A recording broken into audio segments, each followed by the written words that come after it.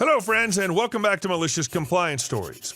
Today's story is about a military unit that severely underestimated the person they mistreated. Our OP worked tirelessly handling classified materials and managing a top-secret safe only to be disrespected when new leadership arrived. But before we begin, best way to support our channel is to leave comments, like, and subscribe with a turned-on bell so you don't miss the new video every single day. Here we go. They made my life miserable, so I let them pay for their own mistake. When I was in the military years ago, my shop/unit was a skeleton staff, which meant I, as a lower-ranking enlisted person, was given tasks way above my pay grade.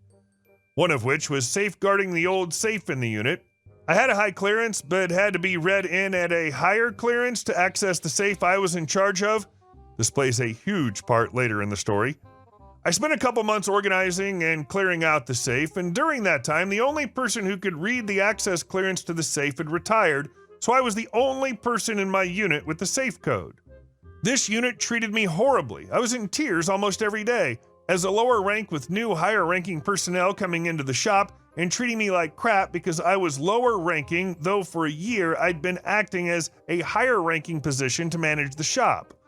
Finally, I got transferred to a different unit and out of that shop. The shop I transferred into wasn't classified, whereas the shop I was previously in required top-secret clearance. About a month after I started my new position, two higher-ranking personnel came to see me in my new office. They were part of the shop where I was treated like crap when we were assigned new members, and were included in those treating me like crap after I'd been running the shop for months. They wanted the safe code, which legally I wasn't allowed to give them. Since we were in an unsecured location and they hadn't been read in to get the clearance to access the code, I refused to give them the safe code and refused to go into the secure building to even be able to discuss the code because I was busy in my current position. In fact, I was the only person in my unit of 400 plus people to know the code, and since I was only given access to the code but not permission to securely read people into the clearance needed to know the code, I refused to give them the code, per the laws regarding classified materials. In the end, they had to pay for a special classified locksmith to fly down to break into the safe and reset the code. The best part was, there was no information they needed in the safe. It was all old materials that we no longer used, but weren't relevant to the current mission. I thought it was beautiful payback for how they treated me after I managed the shop with my lazy bosses who outranked me. You didn't even do anything malicious. You simply followed the rules. The same rules they probably threw at you when it benefited them. But now the rules are the rules, and they had to cough up the cash to fix their own incompetence. And our next story. Can you help me steal these steaks? When I was in college, I worked part-time at a local grocery store chain. This was in the mid-2000s when self-checkout was still somewhat in its infancy at this store, and not as stupid-proof as it is today. It was pretty easy for customers to get away with blatant theft if they had a couple of functioning brain cells and a desire to break the law. On one particular shift, I was overseeing the self-checkout area, helping customers ring up their purchases and generally just making sure nobody left with a shopping cart full of unpaid groceries. While monitoring the checkouts, I watched one particularly shady individual walk up with a cart full of ribeye steaks, about a dozen packs of them, each about $12 to $20, along with an assortment of other groceries. I decided to keep an eye on him, but he went out of his way to make it even easier for me. After he struggled with the touchscreen checkout for a few seconds, he walked up to my counter to sheepishly ask, what's the code for bananas? My initial reaction was to tell him 4011, probably the most used grocery store code in the store, but I looked at his cart, which was notably absent of any bananas, so I thought it'd be a good idea to help him with his entire transaction. One of the most popular methods of thievery is to ring up something very expensive like ribeye steaks as something much cheaper on a per-pound basis, like bananas or potatoes. I'm here to help, sir, I eagerly told him. I'll help you with your entire transaction to make sure you can check out as quickly as possible. Before he could object, we were at his cart, and I was scanning each individual item in his cart, $14 in steaks, $19 in steaks, $15 in steaks, over and over, followed by other groceries, altogether totaling over $200. He kept trying to stop me, but he knew he screwed up and silently watched his bill grow higher and higher When I gave him his total, I wasn't the least bit surprised when he responded, "Oh, damn, sorry, I guess I forgot my wallet at home." So I wished him a good day and reminded him where the bananas can be found for his next visit to our store. Never saw him again. Pro tip, if you're going to steal from a grocery store, that's your moral/legal decision to make, but please don't make it as obvious as this idiot. That's one reason why some states outlawed alcohol sales by self-check. It was way too easy for minors to buy booze. Scan the soda, bag the beer. Works best at the busiest time of day when the self-check people are slammed. And our next story. Malicious compliance, no payroll adjustments? Fine. Then nobody gets paid. Several years ago, the company decided to move over to a fingerprint and payroll number clock in and out system that linked directly to the payroll program and to also pay by the minute. It's a good system, and for 99% of the company, it works exactly as it's meant to, with minimal manual adjustments required by management of each site. Staff have a 4-minute window before and after their scheduled time to clock in and out, and if they do so in that 8-minute total window, then they're clocked in and out automatically on the payroll system. If they clock in or out outside that window, a manager has to manually check and authorize or reject the clock to stop people clocking in an hour early and not working, or popping out to shop, then clocking out an hour late to game the system. All good, great system, and it massively cuts down checking and finalizing the hours each day, and as a manager, I love it. The problem? 99% of the estate are normal pubs with normal hours, i.e. open late morning, close late night. When the company set up the system, they decided to have the workday start at 4:01 a.m. and finish at 4 a.m. the next day for some reason. They also imposed compliance figure limits on manual adjustments as part of our audits to stop managers from trying to con staff out of hours and get their wage bills down. Again, all good for 99% of the estate. Unfortunately, our pub is the 1% of the estate. It's in a busy international airport, so we open at 3 a.m. So on a Monday morning, all my staff clocking in before 4 a.m., even if it's clocking in at 3:58 a.m. for a 4 a.m. start, or according to the clock machine, working on a Sunday, with it being a weekly payroll run. For most of them, we need to close down the week's payroll sheet before 6 a.m. on a Monday, but those staff who clock in before 4 a.m. are still working and are on the clock, so it's impossible to close the timesheet since it didn't know what time they finished. Obviously, as they're still working. We quickly worked out a workaround so we could close our timesheet, since without it being closed, none of the entire estate could be paid if there's an open timesheet anywhere. Basically, we manually adjusted start and finish times to make the pre-4 a.m. start times to be 4:01 a.m. for everyone, and then we'd manually add the adjusted time on the clock out time.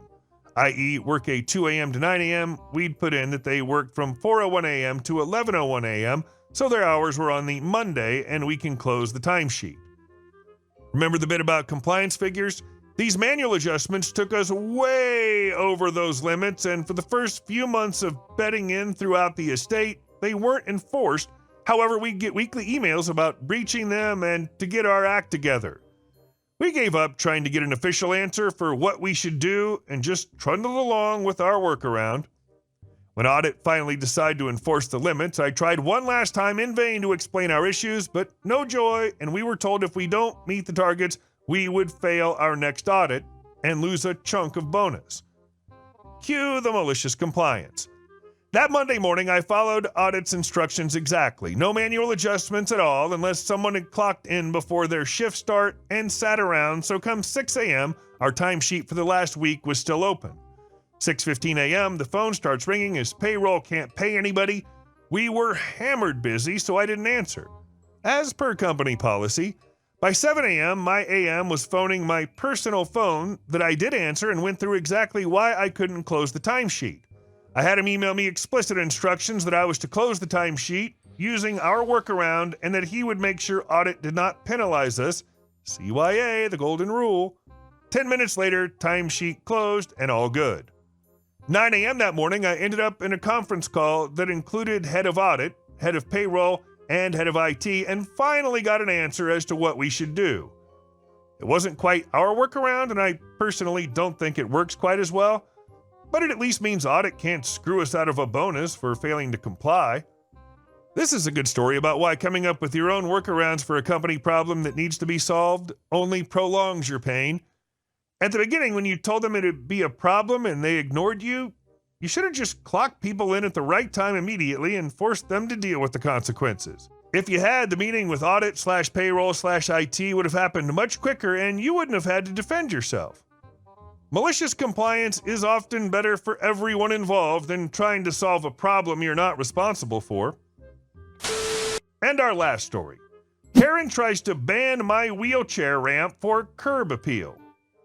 I never imagined that building a wheelchair ramp at my own home would trigger a legal threat, but here we are.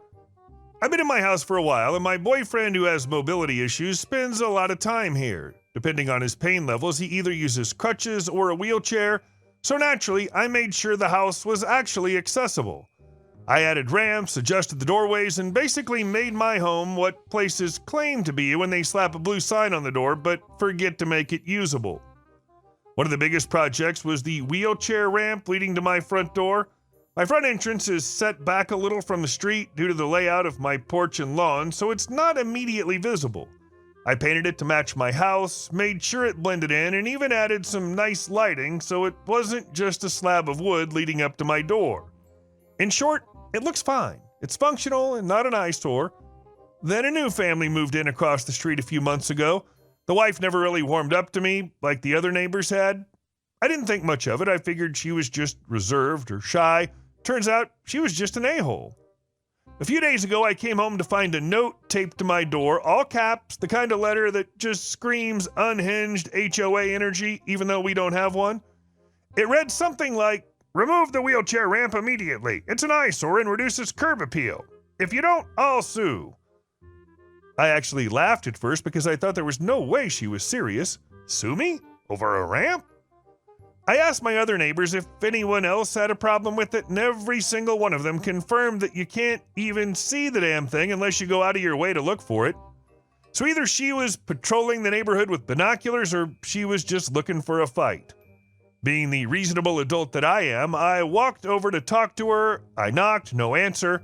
I knew damn well she was home because I could see her peek through the blinds. She just refused to acknowledge me. Fine. You want to play passive-aggressive games? Let's play. I went ahead and installed security cameras around my property and put up a big, bright yellow sign near the ramp that read, "Smile, you're on camera." Oh, and I also lit up the ramp even more. Not because of her, but because I was already planning to for trick-or-treaters. However, I have to admit, it felt very satisfying knowing that she would hate it. And then, the best part, one evening her husband came over personally.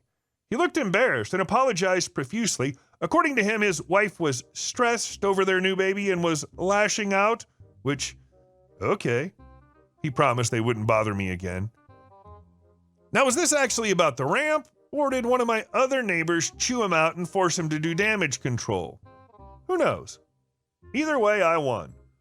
But I'm not letting my guard down. I accepted his apology, but I'm not stupid. The cameras are staying up, and I have my lawyer's number saved just in case. I don't like being paranoid, but when someone threatens legal action over a damn wheelchair ramp, you don't take chances. Wow, a lawsuit over a wheelchair ramp. I genuinely thought I'd seen every type of entitled behavior. First of all, how does your ramp affect her life at all? It's not in front of her house. It's not blocking her view. It's literally for accessibility. You know, the thing people should care about instead of obsessing over their imaginary curb appeal? Hey guys, thank you all for watching the video. I'll see you in the next one.